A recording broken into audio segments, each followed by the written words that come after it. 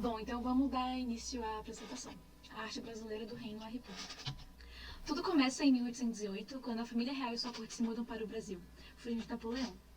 A sua vinda para cá causou muitas mudanças, as mais importantes delas sendo o fim do Brasil colônia e a abertura dos portos. Depois de Dom João IV voltar para Portugal em 1821, seu filho Dom Pedro I torna o Brasil independente, indo contra os desejos de seu pai e ficando no Brasil em 1822. Por volta dessa mesma época, nasce a Escola Imperial de Belas Artes, que antigamente era a Academia de Belas Artes. Porém, em 1831, o único herdeiro de Dom Pedro I tem apenas 5 anos, estabelecendo então o período regencial no Império, que vai durar de 1831 a 1840. Esse foi o período mais caótico do Império Brasileiro, deixando o país destruído. Quando Dom Pedro II finalmente pode ser coroado imperador, ele recebe um reino em suas mãos destroçado e é seu dever juntá-lo novamente. E é aí que entra a AIBA. A partir desse ponto, a gente começa a ter uma grande produção de pinturas históricas que viram a mão direita do imperador no momento de reconstrução da nação. No fim, em 1889, a gente tem o golpe que depõe Dom Pedro II, já que ele não tinha nenhum herdeiro masculino. Assim se iniciando o nosso regime republicano.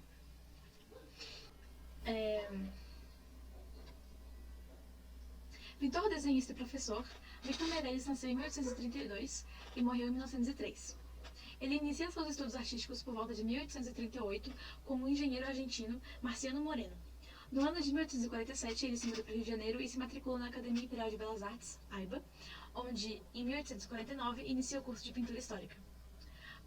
Por ganhar o prêmio do concurso da AIBA, durante sua passagem na Europa, ele entra em contato com a pintura purista, no qual o desenho é mais tênue e delicado que o da tradição neoclássica e as cores são mais suavizadas.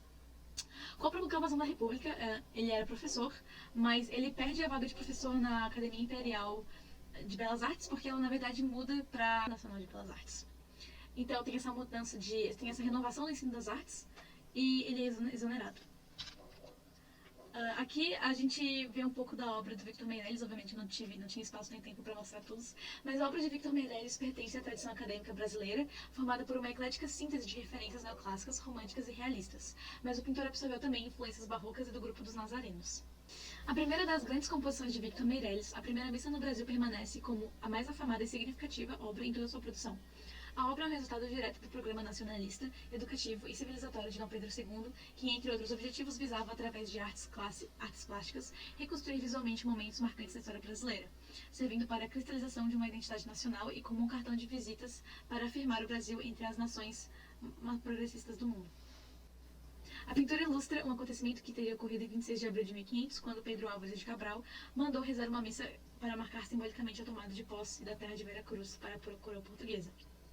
A composição se organiza em torno do altar, dominado por uma grande cruz de madeira tosca, onde o frei Henrique de Coimbra eleva o cálice para a consagração.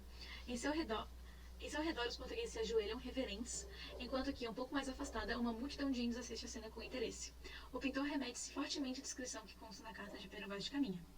Eu vejo nessa pintura uma mistura de neoclássico visto em sua composição e na anatomia dos corpos.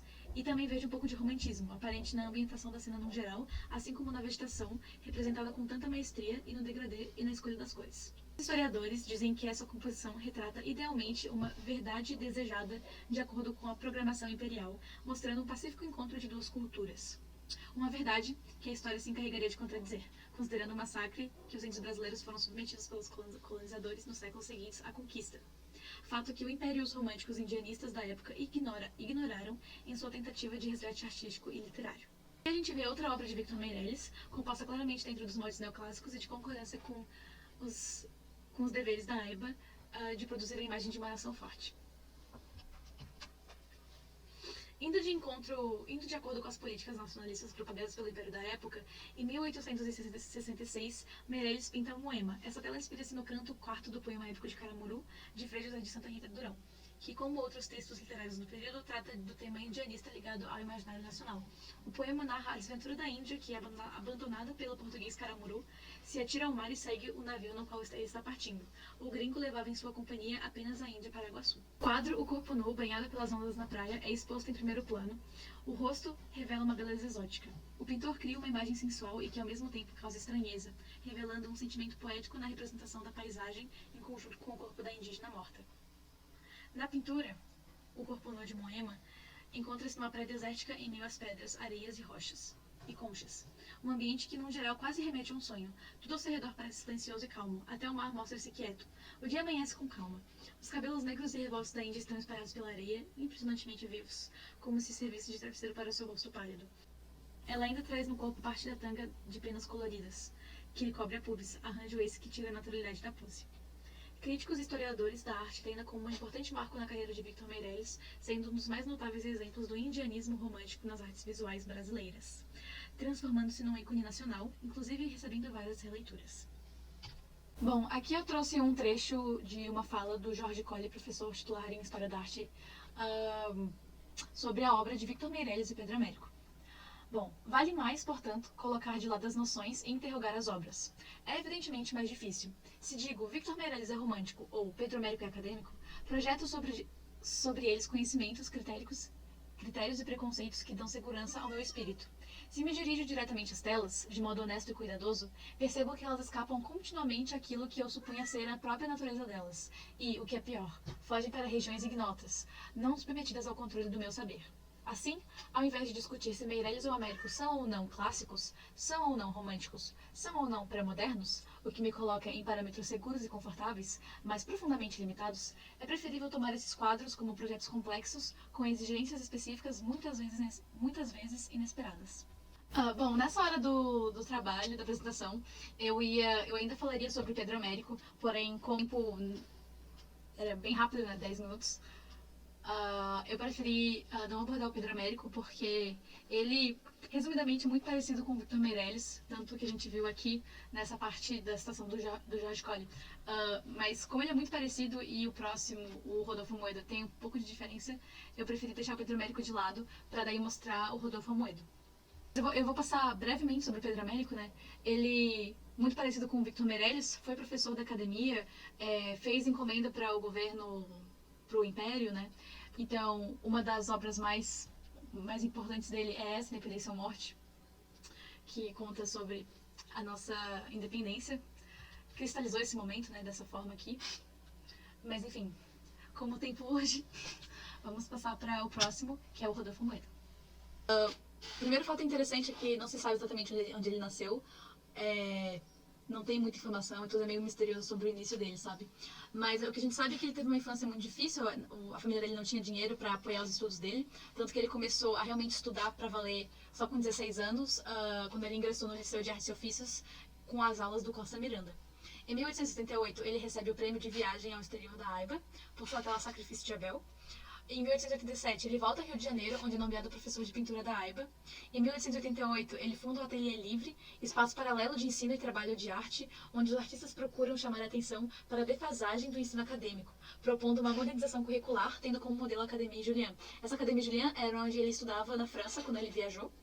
Então, esse grupo de pessoas que fundaram o Ateliê Livre, inclusive foi o movimento que fez a Academia Imperial de Belas Artes mudar o seu viés, quando mudou para a Escola Nacional de Belas Artes depois da proclamação da República. Tanto que ele ocupa o cargo de vice-diretor da EMBA, logo depois de seu início. Apesar de ter uma visão essencialmente tradicionalista da pintura, o artista foi um dos introdutores de correntes artísticas que atualizaram a arte acadêmica, trazendo para o país um realismo burguês menos idealizado nos temas e no tratamento do que nas correntes neoclássicas e românticas predominantes no Brasil até então.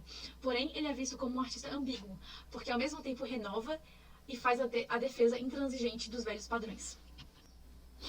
Eu decidi começar com uma peça dele muito inspirada nas artes que vemos anteriormente, principalmente Victor Meirelles. Ela quebra um pouco o ciclo cronológico das obras que eu escolhi para apresentar, porém eu achei ela de suma importância para entender de onde esse artista veio. O Último Tamoio é um óleo sobre tela pintado por Rodolfo Amoedo no ano de 1883. A obra foi produzida durante sua estadia na França. Esse quadro é inspirado no livro A Confederação dos Tamoios, de Domingos José Gonçalves de Magalhães. Essa obra pretendia trazer reconhecimento à luta indígena no Brasil durante os anos em que o país esteve sob o domínio de Portugal. Nela, a história traz Ambiré e o padre jesuíta como personagens principais e foca na luta dos tamoios contra os portugueses da época pela liberdade da vida e pela sobrevivência no Brasil. O local onde o padre e o índio estão é uma praia e além deles não há nenhum outro ser humano na imagem. Atrás de Anchieta, num plano mais distante, montanhas e matas pintadas com cores escuras complementam a paisagem onde ele e o índio se encontram. Há também pássaros brancos sobrevoando a área montanhosa e o céu é acinzentado. De maneira geral, a pintura não possui uma única paleta de cores predominante. Como se houvesse uma linha diagonal invisível, a imagem é dividida em proporções iguais de cores claras e cores escuras. Diferentes tons de marrons e verdes ajudam a compor o espaço mais próximo do padre, enquanto as cores mais claras, puxadas para o amarelo, creme, dourado, pálido e outros tons de bege, compõem o espaço mais próximo do Aimbirê. De acordo com o professor de história Eduardo Scrisch, embora seja a região mais iluminada, os tons pastéis e a presença do índio e vividamente morto não permitem conferir vida à obra. E essa representação foi escolhida propositalmente por Amoedo. O quadro que representaria o grande momento de sacrifício do índio pelos seus irmãos e amigos, na verdade sofre com a falta do ar heróico. A Emberê tem o corpo inchado, já em estado de decomposição, não há nenhuma beleza em seu corpo morto, e seus traços são de um realismo invejável. O Último Tamoio é, em essência, uma obra perturbadora, uma provocação colocada no seio da academia para trazer à tona as incongruências e ambiguidades do Brasil de 800. Aqui eu trouxe um exemplo de como a arte do Amoedo se desenvolveu com o passar dos anos. Ele teve um início muito parecido com os artistas anteriores que a gente viu, porém ele foi voltando a sua arte para temas cada vez mais burgueses e fúteis, não se prendendo mais aos clássicos da pintura histórica. E é aí que a gente vê esse reflexo do momento histórico pelo qual ele estava passando, pois foi nessa época que a gente deixou de ser um império, instalando nossa primeira república. De acordo com a professora de arte Ana Maria Tavares Cavalcante, embora tivesse sido um renovador da arte brasileira na década de 1880, no final de sua vida, em 1941, Rodolfo Amoedo era uma espécie de último tamoio no meio artístico nacional, um remanescente da arte do século XIX, no momento em que mesmo as ideias modernistas da semana de 1922 já eram passado. Por fim, a gente tem a obra Más Notícias. Analisando a obra, observamos no centro da composição a representação de uma mulher sentada em uma poltrona. Ela usa um vestido listrado em azul e branco, que tem mangas bufantes e cobre todo o corpo da personagem, com exceção da cabeça e dos antebraços. A partir das características de vestuário, pode-se interpretar que a figura central do quadro é uma mulher burguesa que está bem vestida para os padrões daquele período, 1895. É possível observar as diferentes texturas e dos tecidos que compõem a peça que a mulher veste, assim como da tapeçaria oriental ao fundo e da almofada sobre seu braço. A personagem encara o observador desafiando. O rosto apoiado na mão esquerda da retratada esboça uma reação que determina parte da interpretação da pintura, um olhar preocupado, angustiado e inquieto. Na mão direita da personagem vemos um punhado de folhas com frases escritas que se assemelham a uma carta sendo amassado. Esses elementos conduzem ao título da obra. A expressão da mulher e o fato dela estar amassando as folhas escritas indicam que o conteúdo da carta que leu traz as más notícias que nomeiam a pintura. Para Rafael Cardoso, são os elementos da obra que conduzem a narrativa sugerida pelo nome dessa, e não ao contrário. Ao olhar para as técnicas de pinturas utilizadas por Amoedo na estética de Más Notícias, evidencia-se a habilidade do brasileiro em unir as técnicas de pintura mais tradicionais, aprendidas durante toda a vida dele, ao estilo realista em desenvolvimento. Amoedo parecia estar deixando o estilo clássico e, interiormente, a pintura histórica era o que permitia a construção de uma narrativa irrefutável sobre o passado, servindo à política. No entanto, as obras não eram entendidas como uma versão do passado, mas como a própria história. Por esse motivo, esse tema de representação era mais valorizado em detrimento dos outros. Por contar o que seria a verdade sobre um acontecimento e favorecer a construção de uma memória coletiva. Com o realismo, a inovação temática permitia que os quadros contassem uma história que acontecia no presente, atribuindo ao cotidiano o valor que antes somente os momentos históricos tinham. Antônio Santos definiu essa forma de pintar como uma revolução estética por promover a glória do qualquer um, no qual qualquer pessoa pode se tornar-se o tema de uma pintura. A partir disso, é possível afirmar que os pintores realistas, ao retratarem personagens que eram esquecidas ou irrelevantes para a história, também subverteram a lógica da hierarquia das representações. E é dentro desse contexto que eu escolhi a pintura Más Notícias para fechar esse seminário, abordando essa partezinha pequena da nossa história da arte, a pintura de gênero realista, que durou pouco, do finalzinho do século XIX até o início do século XX. É isso. Aqui a gente tem as referências. Beijos, espero que tenham gostado. Te amo, prof.